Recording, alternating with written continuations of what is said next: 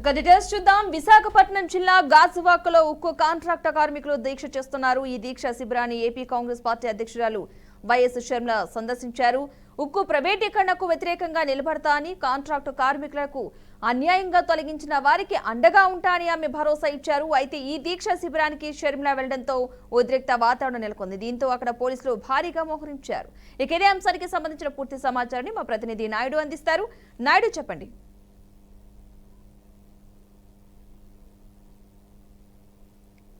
Thank you Padma. Visakha ఉక్కు ఆంధ్రుల హక్కు 32 మంది ప్రాణాలతో ముడిపడినటువంటి ప్రాంతం కావచ్చు. అదేవిధంగా స్టీల్ ప్లాంట్ ఇదైతే కనుక ఎంతో చరిత్ర కలిగినటువంటి స్టీల్ ప్లాంట్ను ప్రైవేట్ పరం చేస్తుండడం, అదేవిధంగా చూసుకున్నట్టయితే కనుక ఇప్పటికే కాంట్రాక్ట్ కార్మికులను 2000 మంది పైగా తొలగించడం, అదేవిధంగా మరో 3000 మందిని కూడా కాంట్రాక్ట్ కార్మికులను తొలగిస్తారని కూడా వచ్చిన నేపథ్యంలో ఏపీసీసీ అధ్యక్షురాలు వైఎస్ షర్మిలారెడ్డి ఇక్కడ తను నిరహార దీక్షకు పాల్పడతానంటూ కూడా చూడడం మనకు తెలుస్తూ ఉంది.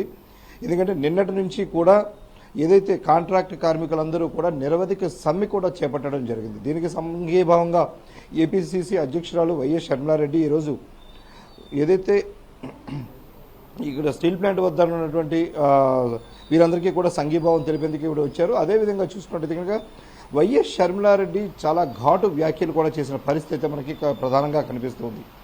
ఏదైతే విశాఖ స్టీల్ ప్లాంట్కు 11,000 కోట్ల రూపాయలు ఇచ్చినట్లుగానే ఇచ్చి మళ్ళీ 8,000 కోట్ల రూపాయలను బ్యాంకు రుణాలుగా కూడా వెనక్కి తీసుకున్నారంటూ కూడా ఘాటు వ్యాఖ్యలు చేశారు. అదేవిధంగా చూసుకున్నట్టయితే మరొక 3,000 కోట్ల రూపాయలు ఇవ్వాలంటే కనుక మరొక 5,000 మంది ఎంప్లాయీస్ అందరినీ కూడా తొలగించాలంటూ కూడా ఒక కండిషన్ పెట్టిందంటూ కూడా వైఎస్ షర్మిల అయితే కనుక తీవ్రంగా ఆరోపించిన పరిస్థితి అయితే కనిపిస్తుంది.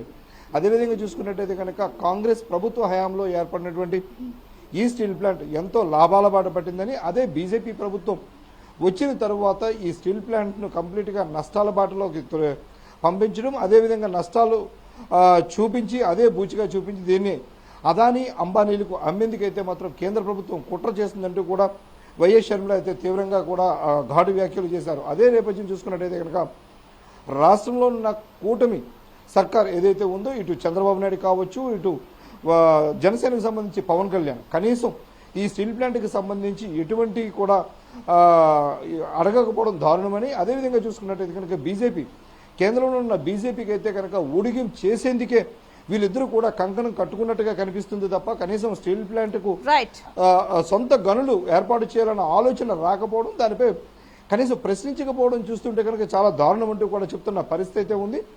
గత కాంగ్రెస్ హయాంలో దీనికి గనులు కేటాయించేందుకు సిద్ధంగా ఉన్న సమయంలోనే బీజేపీ ప్రభుత్వం రావడంతో అయితే గనులు కేటాయించకుండా ఇటు అదానీకి అంబానీకి ఇచ్చేందుకు కూడా చూస్తున్నారని, సుమారుగా 33,000 ఎకరాల భూమి ఉన్నటువంటి ఈ స్టీల్ ప్లాంట్ అయితే మాత్రం ఒక ప్రైవేటు వ్యక్తుల చేతిలో పెట్టేందుకు కూడా తహతహలాడుతున్న పరిస్థితి మనకి ఉందని, అయితే ఇక్కడ ఉన్నటువంటి నిరాశ్రయులు కావచ్చు, నిరుద్యోగులు కావచ్చు, వీళ్ళందరూ కొట్టవద్దని తను ప్రాణత్యాగానికైనా సిద్ధంగా ఉన్నానంటూ కూడా వైఎస్ షర్మిల అయితే కనుక ఈరోజు చాలా పెద్ద ఎత్తున చెబుతున్నసరికి ఇక్కడ అయితే మాత్రం పెద్ద ఎత్తున జనాలు కూడా వచ్చిన పరిస్థితి అయితే ఉంది. ఈ నేపథ్యంలో ఇక్కడంతా కూడా చాలా ఉద్రిక్తకర వాతావరణం పరిస్థితి మనకు కనిపిస్తుంది. పోలీసులు కూడా చాలా జాగ్రత్త వహిస్తూ కూడా ఎవరికి కూడా ఇబ్బందులు కలగకుండా చూసేందుకైతే ప్రయత్నాలు చేసినప్పటికీ కూడా కాస్తంత ఉద్రిక్త వాతావరణం కూడా కనిపించింది. ఎందుకు అంటే వైఎస్ షర్మిల చేసిన వ్యాఖ్యలు అయితే కనుక ఇక్కడ నిరుద్యోగుల్లో కావచ్చు, ఇక్కడ నిరాశ్రయుల్లోనూ, అదేవిధంగా ఉన్నటువంటి ఇక్కడ ఉన్నటువంటి కాంట్రాక్ట్ కార్మికులు అయితే కొంత ఉత్సాహాన్ని నింపిన పరిస్థితి మనకి కనిపిస్తుంది. ఏదైనప్పటికీ కూడా కాంట్రాక్ట్ కార్మికులందరినీ కూడా కాపాడే ఉద్దేశం అయితే తనకు ఉందంటూ కూడా వైఎస్ షర్మిల చెప్పగానే చెప్తున్న పరిస్థితి కనిపిస్తుంది. కేంద్రం ఎటువంటి చర్యలు చేపడుతుందో కూడా మనం వేచి చూడాల్సిన పరిస్థితి మనకి కనిపిస్తుంది. Padma, right, thank you Naidu. Medchal జిల్లా మేడిపల్లి మండలం Peerzadiguda municipal corporation survey number 26/A పరిధిలో హైడ్రా కూల్చివేతలను చేపట్టింది. సిపిఆర్ఐ అదేవిధంగా సిపిఆర్ఐ సర్కిల్ సెస్ స్కూల్ వెనుక ఆర్ఏఆర్ కాలనీ రోడ్డును కబ్జా చేసి ఆ ప్రాంతంలో నిర్మాణాలు చేపట్టారని కాలనీ వాసులు ఇచ్చిన ఫిర్యాదుపైన హైడ్రా స్పందించింది. హైడ్రా కమిషనర్ రంగనాథన్ ఆదేశాలతో అక్రమ నిర్మాణాలను కూల్చివేశారు. గత 15 సంవత్సరాలుగా రోడ్డు కోసం పోరాడుతున్నామని, హైడ్రా ద్వారా ఇన్నేళ్ల తర్వాత తమకు కేటాయించిన రోడ్డు రానుందని స్థానికులు ఆనందం వ్యక్తం చేశారు. ఇదే అంశానికి సంబంధించి పూర్తి అప్డేట్స్ మా ప్రతినిధి శ్రీకాంత్ అందిస్తారు. శ్రీకాంత్. రైట్ పద్మ, ఏదైతే హైడ్రాని మనం చూసుకుంటే కనుక దూకుడు పెంచిందని చెప్పుకోవాలి. తెలంగాణ రాష్ట్ర ప్రభుత్వం అక్రమ నిర్మాణాలను కూల్చివేసే విధంగా ఈ హైడ్రాను తీసుకోవడం అయితే జరిగింది. అయితే ఈ క్రమంలో మేడ్చల్ జిల్లా మేడిపల్లి మండలం ఫిర్జాదిగూడ కార్పొరేషన్ పరిధిలోని సర్వే నెంబర్ 26/Aలో అక్రమంగా నిర్మించినటువంటి నిర్మాణాలను కూల్చివేయడం జరిగింది. అయితే సిపిఆర్ఐ సర్కిల్ అలాగే సెట్ స్కూల్ వెనకాల ఉన్నటువంటి ఆర్ఏఆర్ కాలనీలో ఒక రోడ్డును కబ్జా చేసి నిర్మాణాలను చేపట్టడం జరిగింది. ఆ కాలనీ వాసుల ఫిర్యాదుల మేరకు హైడ్రా స్పందించి హైడ్రా కమిషనర్ ఆదేశాల మేరకు అక్కడ నిర్మించినటువంటి అక్రమ నిర్మాణాలను అయితే కూల్చివేయడం జరిగింది. అయితే ఒక రకంగా ఈ హైడ్రా అనే దానివల్ల ఒకరు సంతోషాన్ని చూస్తుంటే ఇంకొకరికి ఇది బాధని మిగులుస్తుందని చెప్పుకోవాలి. అయితే ఓవరాల్గా ఇక్కడ ఏదైతే ఈ ఫిర్జాదిగూడలో జరిగినటువంటి కూల్చివేత పైన కనుక కాలనీవాసులు పూర్తి స్థాయిలో సంతోషాన్ని వ్యక్తం చేస్తారు. గత 15 ఏళ్లుగా మేము ఇక్కడ పూర్తి స్థాయిలో ఇబ్బందులు ఎదుర్కొంటున్నామని, మాకు రోడ్డు లేక చాలా ఇబ్బందులు పాలయ్యామని, అలాంటిది ఇవాళ హైడ్రాతో మాకు ఒక సంతోషాన్ని హైడ్రా మాకు ఒక సంతోషాన్ని ఇచ్చిందంటూ కూడా వాళ్ళ ఆనందాన్ని వ్యక్తం చేశారు. అంటే ఓవరాల్గా చూస్తే కనుక హైడ్రా వల్ల కొందరు సంతోషపోతుంటే ఇంకొందరు బాధపడుతున్న విషయం అయితే మనం చూస్తున్నాము.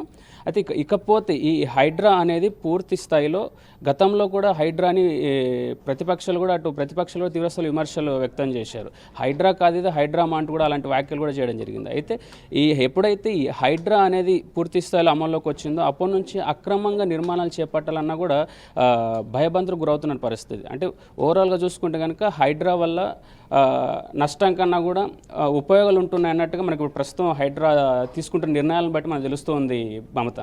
Right, thank you Srikanth. ఛత్తీస్గఢ్లోని నారాయణపూర్లో భారీ ఎన్కౌంటర్ జరిగింది. ఈ ఎన్కౌంటర్లో 28 మంది మావోయిస్టులు మృతి చెందారు. అబోబ్మడ్ ప్రాంతంలో ఉదయం నుంచి పోలీసులు మావోయిస్టుల మధ్య ఎదురు కాల్పులు జరిగాయి. ఈ కాల్పుల్లో మావోయిస్టు అగ్రనేత నంబాల కేశవరావు మృతి చెందారు. నంబాల కేశవరావు శ్రీకాకుళం జిల్లా జగ్గయ్యపేటకు చెందినవారు.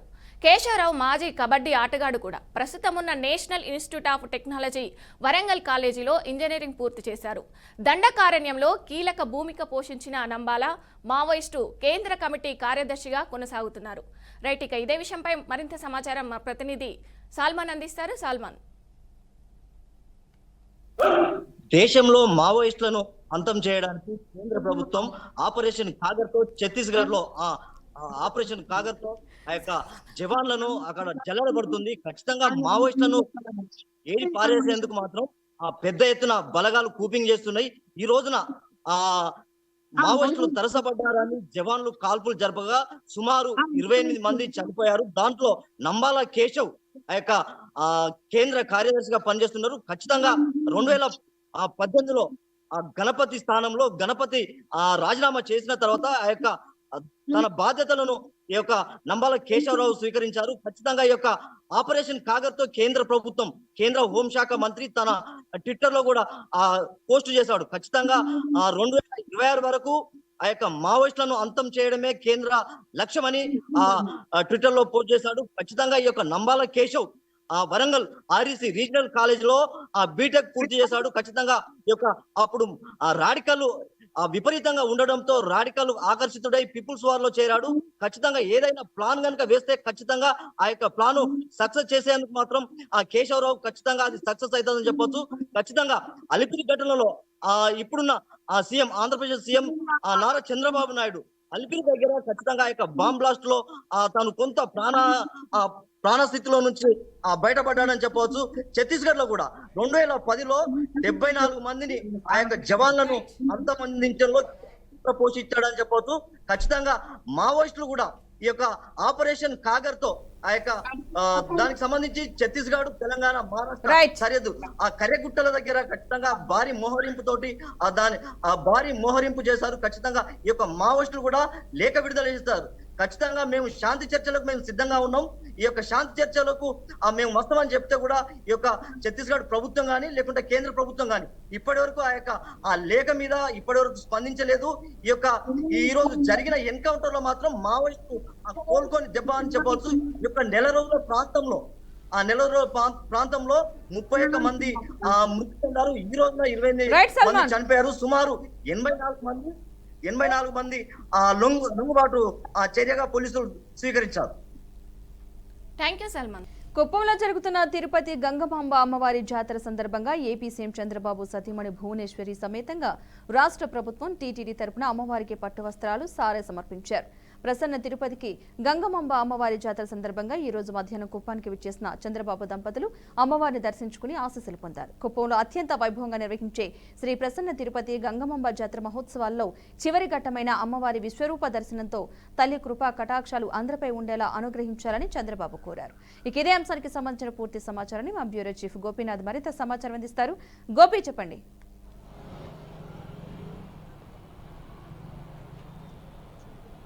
పద్మ, అంటే ఒకరోజు పర్యటనలో భాగంగా చిత్తూరు జిల్లా సొంత నియోజకవర్గం కుప్పానికి వచ్చినటువంటి ముఖ్యమంత్రి చంద్రబాబు దంపతులకు అంటే పార్టీ క్యాడర్తో పాటు అధికార యంత్రాంగం అంతా కూడా అంటే ఘన స్వాగతం పలకడం జరిగింది. అయితే ముందుగా ద్రవిడ యూనివర్సిటీలో ఎలిఫాడ్ అక్కడ నుంచి దిగిన తర్వాత అక్కడ నుంచి నేరుగా అంటే ప్రధానంగా కుప్పం పర్యటన అంటే ముఖ్య ఉద్దేశం అమ్మవారి అంటే అక్కడ తిరుపతి అమ్మవారి గంగమ్మ తల్లి అమ్మవారి ఉత్సవాలు జరుగుతున్నాయి గత కొద్ది రోజుల నుంచి కూడా. అయితే గత 30-40 సంవత్సరాల నుంచి కూడా ఆయన అంటే చంద్రగిరి నుంచి కూడా కుప్పంకి వెళ్ళి అక్కడ ప్రతిసారి కూడా గెలిచిన సందర్భంలో ఆ తల్లి ఆశీస్సులు ఉన్నాయని ఆయనకు ప్రధానంగా నమ్మకం. తిరుమల శ్రీ వెంకటేశ్వర స్వామిని ఇష్టదైవంగా ఇలవేలుపుగా ఏ విధంగా ఆయన విశ్వసిస్తారో అదే స్థాయిలోనే ఆ కుప్పానికి సంబంధించి అక్కడ తిరుపతి గంగమ్మ తల్లిని కూడా అదే విధంగా విశ్వసిస్తారు వాళ్ళ కుటుంబ సభ్యులు. అందువల్లనే సతీ సమేతంగా ఇవాళ నేరుగా అంటే కుప్పానికి చేరుకుని అమ్మవారి ఆశీస్సులు పొందడం జరిగింది. అయితే ప్రతి సంవత్సరం కూడా వాళ్ళ కుటుంబ సభ్యులు వస్తూ ఉంటారు. అవసరం వస్తే ఆయన కూడా వచ్చి నేరుగా వచ్చి అమ్మవారిని దర్శనం చేసుకుంటూ ఉంటారు. అయితే ఊహించిన స్థాయిలో గత ఎన్నికల సందర్భంగా కూడా భారీ మెజార్టీ వచ్చిన నేపథ్యంలో అదే కాకుండా ఆంధ్రప్రదేశ్లో ఆయన ముఖ్యమంత్రిగా మరోసారి వచ్చిన నేపథ్యంలో ఈసారి జరుగుతున్నటువంటి అమ్మవారి ఉత్సవాల్లో ఆయన పాల్గొని రాష్ట్ర ప్రభుత్వం తరఫున అంటే ఎంతో ప్రతిష్టాత్మకంగా ఈ కార్యక్రమాన్ని కూడా అమ్మవారి ఉత్సవాలు నిర్వహిస్తున్నారు. అందువల్లనే పట్టు వస్త్రాలు ఆయన సమర్పించడం జరిగింది. అయితే ఇందులో అంటే వచ్చిన తర్వాత ఆయన ముఖ్యమంత్రి దంపతులు వచ్చిన తర్వాత అధికారులందరూ కూడా ఘన స్వాగతం పలికారు. దాదాపుగా 30 నిమిషాల పాటు కూడా అమ్మవారి ఆలయంలో పట్టు వస్త్రాలు ఊరేగింపుగా తీసుకొని వెళ్లి నేరుగా అమ్మవారికి సమర్పించిన తర్వాత ప్రత్యేక పూజల్లో కూడా పాల్గొనడం జరిగింది. అయితే అంటే ప్రతి సంవత్సరం కూడా నిర్వహిస్తూ ఉంటారు కాబట్టి ఈసారి కూడా ఆ విధంగానే నిర్వహించడం జరిగింది. మరో 2-3 రోజుల పాటు కూడా ఈ ఉత్సవాలు జరుగుతాయి. అయితే ఉత్సవాలకు సంబంధించి కూడా అధికారులకి దిశానిర్దేశం చేయడం జరిగింది. ఏ ఒక్క ఇబ్బందులు లేకుండా, ఎందుకంటే కుప్పం నియోజకవర్గంలో చుట్టుపక్కల ప్రాంతాల నుంచి, ఎందుకంటే కుప్పం అనేది తమిళనాడు కర్ణాటక బార్డర్లో ఉంటుంది, చిత్తూరు జిల్లాకు అనుసంధానంగా ఉంటుంది కాబట్టి అక్కడి నుంచి కూడా తమిళనాడు కర్ణాటక నుంచి కూడా ఎంతో మంది భక్తులు వస్తూ ఉంటారు.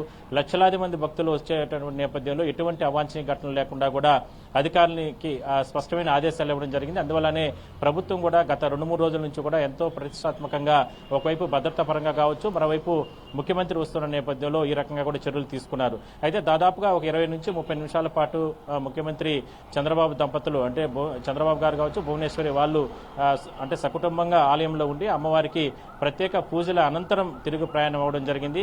అయితే ఈ నెలలో మరో అంటే 25వ తారీఖున కూడా మరోసారి ఆయన కుప్పానికి రాబోతున్నారు. ఎందుకంటే ఆల్రెడీ గత ఏడాదిన్నర నుంచి కూడా కుప్పంలో ఆయన నివాసం అంటే గృహం నిర్మాణం జరుగుతుంది. దానికి సంబంధించి కూడా కొన్ని కార్యక్రమాల్లో పాల్గొంటారు. అయితే ఇవాళ ఒకరోజు పర్యటనలో వచ్చినటువంటి చంద్రబాబుకి అధికారులు అదేవిధంగానే పార్టీకి సంబంధించిన కేడర్ అంతా కూడా అన్ని ఏర్పాట్లు కూడా చేసి రిటర్న్ పంపించడం జరిగింది. Padma, right, thank you Gopi. Pakistan కోసం దేశంలో గూఢచర్యానికి పాల్పడ్డారన్న ఆరోపణలు ఎదుర్కొంటున్న హర్యానా యూట్యూబర్ జ్యోతి మల్హోత్రా పైన దర్యాప్తు సంస్థల అధికారులు ప్రశ్నల వర్షం కురిపిస్తున్నారు.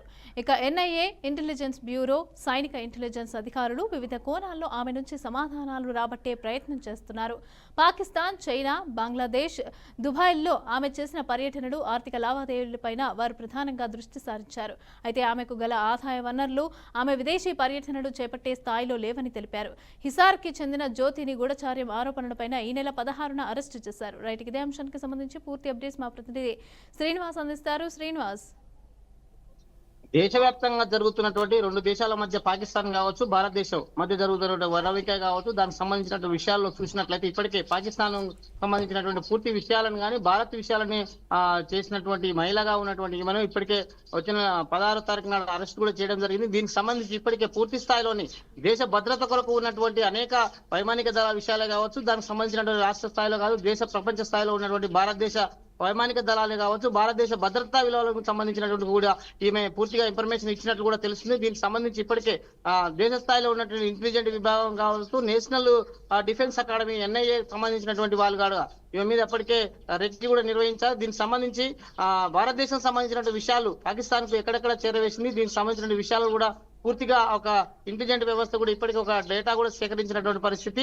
ఇలాంటి విషయాలను దేశ ద్రోహ కేసుకే ఆల్రెడీ రిజిస్ట్రేషన్ అయింది. దీనికి సంబంధించి ఇప్పటికే పాకిస్తాన్ యుద్ధం జరుగుతున్నప్పుడు బిఫోర్ కూడా ఈమె మీద అనేక కేసులు కూడా ఉన్నాయి. దీనికి సంబంధించి ఆమె ఫోన్ డేటాలు సేకరిస్తున్నటువంటి ఇంటెలిజెంట్ విభాగం కావచ్చు, దేశవ్యాప్తంగా ఉన్న ప్రపంచ దేశాలలో ఉన్నటువంటి అనేక విషయాల్లో చూసినట్లయితే ఈమె సాధారణ భారత మహిళగా ఉంటూ పాకిస్తాన్ కి ఇచ్చినటువంటి అనేక విషయాల్లో కూడా ఈమెపై ఒక కేసు అయితే నమోదైంది. దీనికి ఇప్పటికీ నేషనల్ NIA వాళ్ళు కూడా ఒక దర్యాప్తు కూడా కొనసాగిస్తున్నటువంటి పరిస్థితి.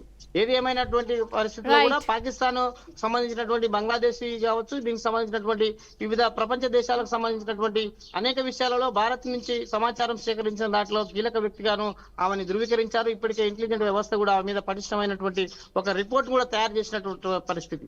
ఇది భారతదేశ వ్యాప్తంగా ఉన్నటువంటి 2 దేశాల మధ్య యుద్ధం జరుగుతున్న క్రమంలో కూడా ఈమె కీలకంగా సమాచారం ఇచ్చింది. గతంలో ముందస్తుగానే ఈ యొక్క విషయాలన్నింటినీ భారత్ సంబంధించినటువంటి అంతర్గత విషయాలను కూడా ఈమె చేరవేసింది అనేది కూడా ఇంటెలిజెంట్ వ్యవస్థ ఒక క్లియర్ గా ఒక రిపోర్ట్ అయితే తయారు చేసినటువంటి పరిస్థితి. ఏది ఏమైనప్పటికీ ప్రపంచ దేశాలే కాకుండా భారతదేశానికి పాకిస్తాన్ మధ్యలో ఈమె ఒక వ్యక్తిగా ఉంటూ కొంచెం ఓవరాల్ గా ఉన్నటువంటి విషయాలను, అది యుద్ధ విమానాలే కావచ్చు, దీనికి సంబంధించినటువంటి భారత సంబంధించినటువంటి ఇన్ఫర్మేషన్ కావచ్చు, పూర్తిగా సేకరించడంలో ఈమె కీలక పాత్ర ఉంది. ఈమె భారత్ ఇన్ఫార్మర్ గా వ్యవహరిస్తూ దీనికి సంబంధించిన విషయాలని పాకిస్తాన్ కు చేరవేసినట్లు కూడా ఇప్పటికే నేషనల్ ఇంటెలిజెంట్ వ్యవస్థ కూడా ఒక డాక్యుమెంట్ ని కూడా తయారు చేసినటువంటి పరిస్థితి. ఇలాంటి విషయాలను పునరావృతం కాకుండా చూడడానికి కూడా అనేక మంది భారతదేశంలో ఉంటూ పాకిస్తాన్ కు చేరవేసినటువంటి అనేక వారిని కూడా ఈమె ద్వారా కొంత సమాచారాన్ని అయితే సేకరిస్తున్నటువంటి పరిస్థితి. ఇది భారత్ పాకిస్తాన్ మధ్య జరిగినటువంటి యుద్ధ సమయంలో కావచ్చు, ఇప్పుడు ఉన్నటువంటి మీద అనేక ఇంటెలిజెంట్ వ్యవస్థ చేస్తున్న రిపోర్ట్ కూడా తాజా సమాచారాన్ని కూడా భారత్ కూడా ఒక డేటా సేకరించినట్టు తెలుస్తుంది. ఇది తాజా సమాచారం. రైట్, ఇక తెలుగు ఫిలిం ఛాంబర్లో ఉదయం నుంచి వాడి వేడి చర్చలు జరిగాయి. జూన్ 1 నుంచి థియేటర్లు మూసివేయాలన్న ఎగ్జిబిటర్ల నిర్ణయంపై ఈ చర్చలు కొనసాగాయి. ఉదయం 11 గంటలకు తెలుగు రాష్ట్రాల్లోని డిస్ట్రిబ్యూటర్లతో తెలుగు ఫిలిం ఛాంబర్ సమావేశమైంది. ఈ సమావేశానికి 40 మంది డిస్ట్రిబ్యూటర్లు హాజరయ్యారు. అయితే డిస్ట్రిబ్యూటర్లు, ప్రొడ్యూసర్లతో మెజారిటీ సభ్యులు సమ్మె వద్దని, థియేటర్లు రన్ చేస్తూనే సమస్య పరిష్కరించే విధంగా కృషి చేయాలనే నిర్ణయం తీసుకున్నారు. గతంలో క్యూబ్ సమస్యలపై కొన్ని థియేటర్లు మూసివేత, ఆర్టిస్టుల రెమ్యునరేషన్ పై షూటింగులు నిలిపివేత, ఈ 2 విషయాల్లోనూ సత్ఫలితాలు రాకపోవడంతో ఈసారి థియేటర్లు మూతపడకుండా సినిమాలు రన్ చేస్తూనే సమస్య పరిష్కరించే విధంగా కృషి చేయాలని డిస్ట్రిబ్యూటర్లు, నిర్మాతలు నిర్ణయించారు. రైట్, ఇక ఇదే అంశంపై మరింత సమాచారం మా ప్రతినిధి ఉమా అందిస్తారు. ఉమా. విజయ, ఈ విషయం గురించి చూసుకుంటే ఎప్పటి నుంచో జరుగుతున్న విషయం వాయిదా పడింది. అందరూ అనుకున్న విధంగానే వాయిదా పడడం జరిగింది.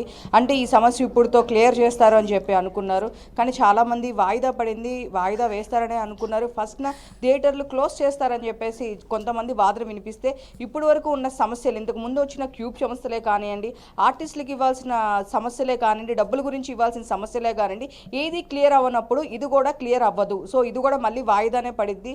దీనికి కూడా ఒక ఎండ్ కార్డ్ అనేది రాదు అని చెప్పేసి వాదన వినిపించింది. ఇప్పటికే డిస్ట్రిబ్యూటర్ 40 మంది అందరూ కలిసి చర్చ జరగడం జరిగింది. డిస్ట్రిబ్యూటర్లు అండ్ 4కి ప్రొడ్యూసర్స్ కూడా అదే మీటింగ్లో కూర్చున్నారు, మాట్లాడారు. కానీ ఎలాంటి సొల్యూషన్ అనేది ఇంకా రాలేదు. సో చూస్తున్నారు దాని గురించే.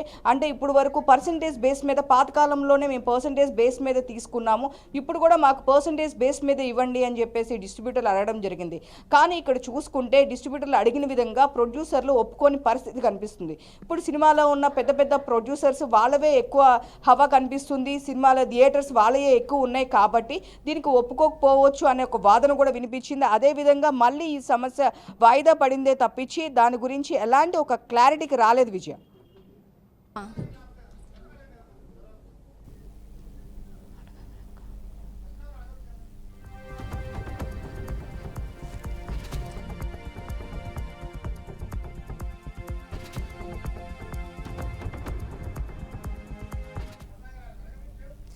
అయితే ఉమా, ఈ కొంతమంది ఒక థియేటర్ ఉన్న థియేటర్లు మూసివేయాలని చెప్తున్నారు కదా, మరి దీని మీద ఎలాంటి నిర్ణయం తీసుకునే అవకాశం ఉంది అనుకోవచ్చు? అంటే దానివల్ల ఆ థియేటర్ ఓనర్స్ నష్టపోయే ప్రమాదం ఉన్న నేపథ్యంలో ఇప్పటికే థియేటర్లు చాలామంది ఇందాక కూడా మన డిస్ట్రిబ్యూటర్లతో మాట్లాడడం జరిగింది. బీఆర్కే ఎక్స్క్లూజివ్గా మనం ఇందాక రామ్ సత్యనారాయణ గారితో కూడా మాట్లాడడం జరిగింది. చాలామంది సినిమా హాల్స్ని కళ్యాణ మండపాలుగా మార్చుకునే పరిస్థితి కనిపిస్తుంది. ఇప్పుడు చూస్తే కనుక ఇప్పటికే చాలామంది కళ్యాణ మండపాల కింద మార్చుకున్నారు, మరికొంతమంది హాస్పిటల్స్ కింద మార్చుకున్నారు. అలాంటి పరిస్థితి ఉంది. ఇప్పటికైనా సరే పర్సంటేజ్ ఇస్తేనే డెఫినెట్గా థియేటర్స్ ఓనర్స్కి సపోర్ట్ అవుతుంది అని చెప్పేసి మాట్లాడుతున్నారు. ఇప్పటికే కళ్యాణ మండపాలు హాస్పిటల్స్ అవుతున్న పరిస్థితి ఉంది. ఇప్పుడు కూడా పర్సంటేజ్ బేస్ ఇవ్వకపోతే కనుక మాకు ఎలాంటి లాభాలు ఉండవు. 1 వీక్ కలెక్షన్స్లో కంపల్సరీ పర్సంటేజ్ ఇవ్వాలి. టికెట్ 150 పెట్టినా 300 పెట్టినా కాస్ట్ ఒకటే ఉంటుంది, మాకు వచ్చే డబ్బులు ఒకటే ఉంటుంది. కానీ ఇక్కడ ఎక్కువ అమౌంట్ వెళ్ళేది ప్రొడ్యూసర్స్కి. సో మేమే ఇక్కడ డిస్ట్రిబ్యూటర్సే నాశనం అవుతున్నాము, నష్టపోతున్నాము. చాలామంది మేము దీని మీద ఎన్నో ఇబ్బందులు పడ్డామని రోడ్డుకు వచ్చి ధర్నాలు చేసిన పరిస్థితులు ఇంతకుముందు మనం చాలా చూసాము. సో ఇప్పటికైనా సరే ఈ చర్చలు ఏమైనా మాకు పాజిటివ్గా ఉంటాయా అని చెప్పి చూస్తున్నాము. ఈ సొల్యూషన్ అవ్వదనే మేము అనుకుంటున్నామని చెప్పి ఇందాక కూడా మాట్లాడడం జరిగింది. సో అదేవిధంగా ఇది మళ్ళీ వాయిదా పడింది. ఫస్ట్ తర్వాత చూస్తాము వాయిదా అని చెప్పేసి మనం చూస్తే కనుక దీనికి దిల్ రాజు గారు, పెద్ద పెద్ద వాళ్ళందరూ, నాగవంశీ, పెద్ద పెద్ద ప్రొడ్యూసర్స్ అందరూ వచ్చారు, డిస్ట్రిబ్యూటర్స్ వచ్చారు, మైత్రి మూవీ మేకర్స్ నుంచి రవి గారు వచ్చారు. వీళ్ళందరూ మీటింగ్లో పాల్గొనడం జరిగింది. 40 మంది డిస్ట్రిబ్యూటర్స్, ఆంధ్ర, తెలంగాణ, తెలుగు రాష్ట్రాల డిస్ట్రిబ్యూటర్స్ అందరూ కూడా వచ్చారు. ప్రొడ్యూసర్స్ కూడా 4 సమావేశంలో పాల్గొనడం జరిగింది. కానీ ఈ సమస్యకి పరిష్కారం అనేది ఇప్పుడు వరకు రావడం అనేది జరగలేదు. మళ్ళీ వాయిదాని మాత్రమే కనిపిస్తుంది. రైట్, థ్యాంక్ యూ అమ్మా.